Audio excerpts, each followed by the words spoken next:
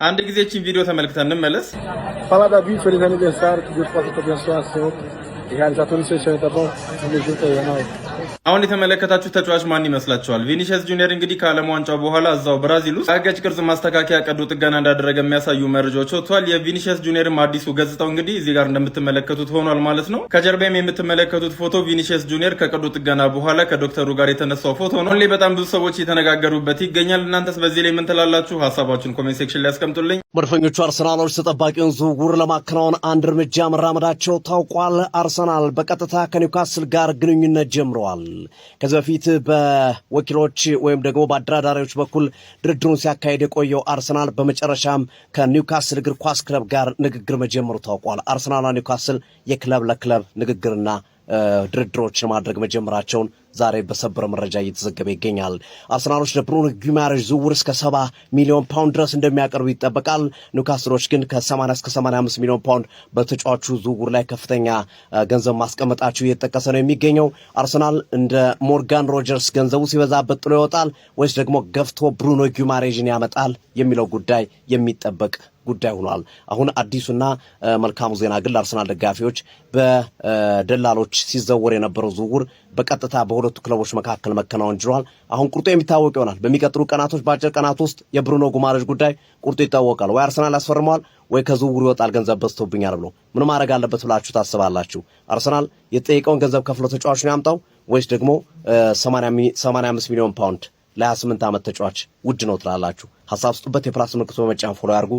ይህ ትርታ ሲዲ ስፖርት ነው። መልካም ቀን። በስተመጨረሻም ክለባችን አርሰናል ከብዙ መግደርደር በኋላ እንግዲህ ከኒውካስትል ብሩኖ ጉማሬሽን ለማስፈረም ማለት ነው ከኒውካስትል ጋር ቀጥተኛ የሆነ ንግግር ማድረግ እንደጀመሩ ሳይመን ኮሊንግ፣ ጋሪ ጃኮብስ በእንትን ደረጃ ደግሞ ጃክ ሮዘር፣ ደሰን፣ ታይምስ፣ ሰንዴ ታይምስ ሁሉም ማለት ይቻላል ሁሉም ዘግበውታል። ሀቢቢ እስከዛሬው በወኪሎቹ በኩል ነበር ንግግሩ ማለት ነው። እና አሁን እንደ ጋሪ ጃኮብ ዘገባ ደግሞ አርሰናል 75 ሚሊዮን ፓውንድ የሚያቀርብ ከሆነ ኒውካስትሎች እንደሚሸጡት እንዳሳውቋቸው ምናምን እንትን ብሏል።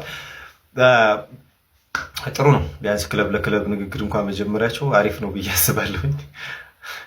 እስኪ ሀሳባችሁን ኮሜንት ላይ ያስቀምጡልኝ። እኔ የመጨረሻ አዛ ነው እያደረገኛል የዝውውር መስኮት ወገን። ይሄን ግን ካላስፈረሙ እኔ እንጃ።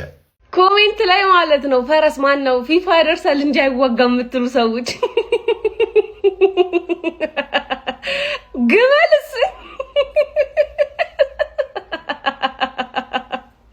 ወደርስ ወጋ እንዲሁ እንደተንቀዋለለ እንደውም ከዚህ በኋላ እንደዛ ሲላችሁ ግመልስ በሏቸው። ለዋንኛውም ግን ለእንስሳ ክብር ይኖራቸው ናት። ክርስቲያኖ ሮናልዶን ቀድሞ አይሾ ስፒድ የዓለም ዋንጫ ፍጻሜ ላይ ደረሰ አይደለ? ይቺ ዓለም እኮ የሌለ ታዝናላኛለች። የሚገርም እኮ ነው። ያላችሁ አንድ የማይካድ ነገር የምነግራችሁ ስፔን የዘንድሮን የዓለም ዋንጫ መታነሳው ከሆነ ምርጡ በረኛ ወይም ጎልደን ግላቭ የሚገባው ለዴቪድ ራያ ነው ብዬ ነው የማስበው። አይታችሁታል አይደል?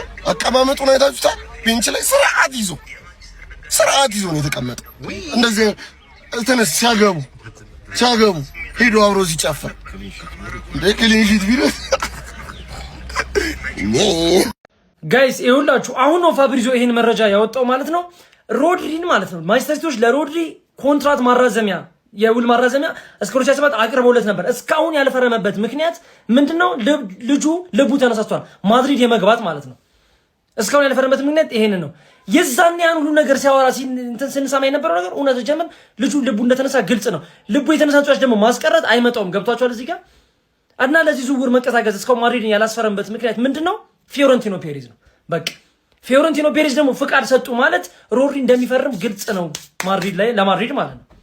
ገብቷቸዋል። እኔ ሰውዬ ለምን መውጣት እንደፈለገ አልገባኝም። ዲስ ማች በጣም ነው ልቡ የተነሳው እኮ እዛ ለመግባት ፐርፎርማንሱ ቆንጆ ነው። ለምን መውጣት? እኔ ጭራሽ ከማሬስካ ጋር አሪፍ ነገር ይሰራሉ ብዬ አስባለሁ። ምክንያቱም ማሬስካ ታውቃላችሁ ከካይሴዶ ጋር የነበረውን ሁኔታዎች ነው ማለት ኢማጂን ከሮድሪ ጋር ቢሆን ደግሞ ከነዚህ አይነት ተጫዋቾች ጋር ቢሆን ደግሞ ምን ሊፈጠር ይችላል ብለህ አስብ። እንግዲህ እኔ እንደዛ አስቤ ነበር፣ ግን ልጁ ማድሪድ አሁን ደግሞ ማድሪዶች ነው በእርግጠኝነት ደግሞ የሚያስፈርሙት ይመስል። ለምን ወርልድ ካፕ ላይ ያሳየው ፐርፎርማንስ በጣም ቤስት እንደሆነና ፍቃድ ይሰጣቸዋል።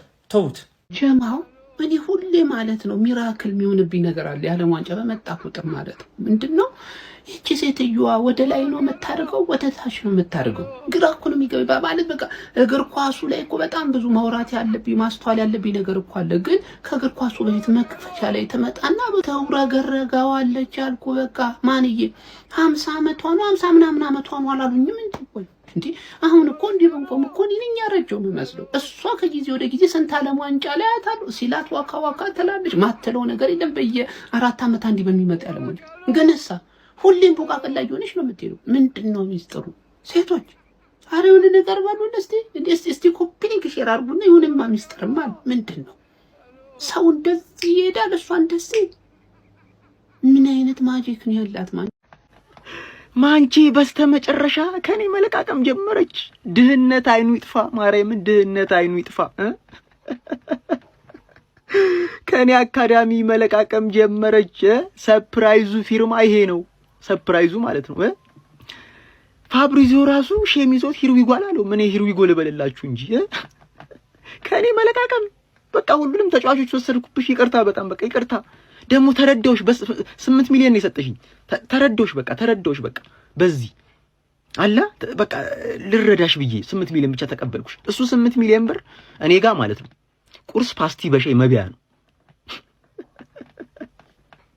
ወይኔ ማንቼ አርሰናል ብሩኖ ጉማሬዥን ለማስፈረም ከኒውካስል ጋር ቀጥተኛ የሆነ ንግግር ጀምሯል። አሁን ላይ የተሰሙትን አዳዲስ የዝውውር መረጃዎች ባጭሩ እንመልከታለን። ኮሊንግስ እና ጌሪ ጄኮብ ባጋሩን መረጃ መሰረት አርሰናል ብሩኖ ጉማሬዥን ከኒውካስል ለማስፈረም ከኒውካስል ጋር ቀጥተኛ የሆነ ንግግር እንደጀመሩ የሚያሳይ መረጃን ይዘውልን ወጥተዋል። አርሰናልም ለኒውካስል እስከ 75 ሚሊዮን ፓውንድ የሚያቀርብ ከሆነ ኒውካስሎች በተጫዋቹ ላይ ውሳኔ ለመስጠት እንደሚገደዱ የጌሪ ጄኮብ መረጃ አሳይቷል። እንዲሁም በአርሰናልና በሌሎች የፕሪሚየር ሊግ ክለቦች ለረጅም ጊዜ ሲፈለግ የነበረው አሌክስ ስኮት ቦርንማውዝ ያቀረበለትን አዲስ የኮንትራት ማራዘም ጥያቄ ውድቅ እንዳደረገ የሚያሳዩ መረጃዎች ወጥተዋል። ቢሆንም ግን ቦርንማውዞች አሁንም ቢሆን ተጫዋቹን በክለባቸው ማቆየት ይፈልጋሉ። ነገር ግን ተጫዋቹ ከክለባቸው የሚለቅ ከሆነ ከተጫዋቹ ዝውውር ላይ ከ80 ሚሊዮን ፓውንድ በላይ እንደሚፈልጉ መረጃዎች ጨምረው ዘግበዋል። ከዛ በተጨማሪም ክሪስቶስ ዞሊስ በዛሬው ዕለት ለንደን እንደሚገኝና ሜዲካሉን እያደረገ እንደሆነ የሚያሳዩ መረጃዎች ወጥተዋል። ተጫዋቹ ሜዲካሉን ከጨረሰ በኋላ ለደጋፊዎች በይፋ በክለባችን በኩል የሚታወቅ ይሆናል። ዛሬ ላይ የተሰሙት አዳዲስ መረጃዎች እነዚህን ይመስላሉ። ወደ በኋላ ደግሞ በሌሎች መረጃዎች የምንገናኝ